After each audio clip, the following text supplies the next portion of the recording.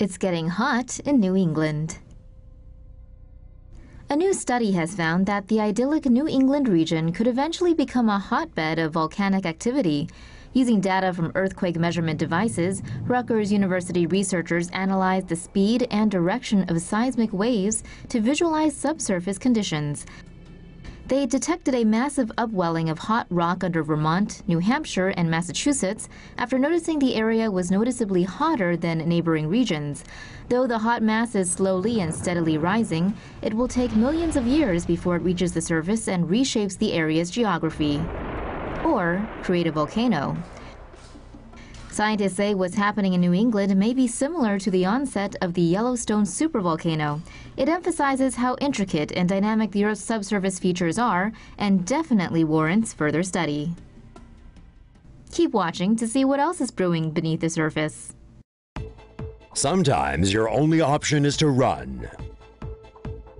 When a volcano erupts big time, it spits out a fast-moving and incredibly destructive mass of material known as a pyroclastic flow.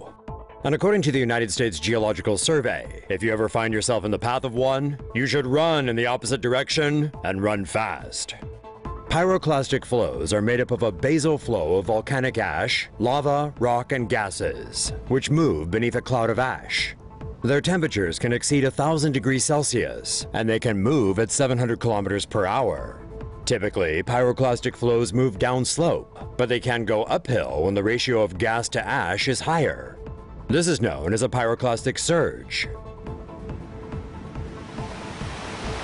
These dense pyroclastic surges can even move over water. Pyroclastic flows generally destroy everything in their path, including vegetation, buildings, and people.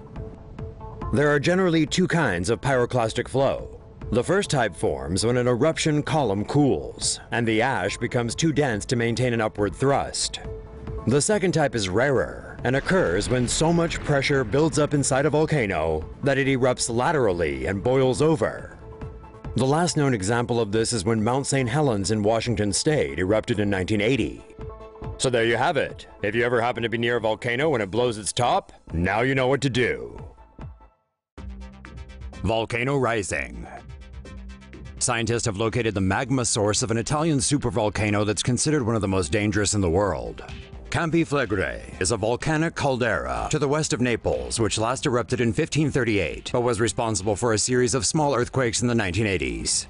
Researchers who have long puzzled about where the caldera's magma is coming from have now pinpointed the location of a hot zone about 4 kilometers under the nearby city of Pozzuoli. From 1982 and 1984, rising gas and magma caused the ground in the crater to swell, but was prevented from rising to the surface by a deep rock formation. The magma instead spread out laterally, causing minor earthquakes. The caldera has grown hotter since, and with pressure building, scientists fear it could soon erupt and put the entire region at risk. Volcanologists cannot say for sure what the scale of any future eruption could be, but are closely monitoring Campi Flegrei. If Yellowstone blows, it's goodnight Vienna. A volcanic eruption at Yellowstone National Park would be an American natural disaster on a scale that the country has never seen. The event would potentially see millions of casualties and wipe out the West Coast, with its ashfall stretching far beyond US borders. This would cause a volcanic winter, during which widespread starvation would be a threat. According to UN estimates, global food reserves could last only 74 days. Fortunately, the actual chances of that happening are 1 in 730,000, and America's top brains are on the case to stop it from even happening. To preempt such a catastrophe, NASA has developed a plan to drill underneath Yellowstone and pump its magma chamber full of water, extracting the heat. Cooling the magma rock would occur at a rate of 1 meter per year, meaning it could take thousands of years to eliminate the risk of eruption. The cost of NASA's plan is estimated to be $3.5 billion US. However, the space agency expects the clean energy derived from heat extraction would offset this via lower power costs and the creation of geothermal plants.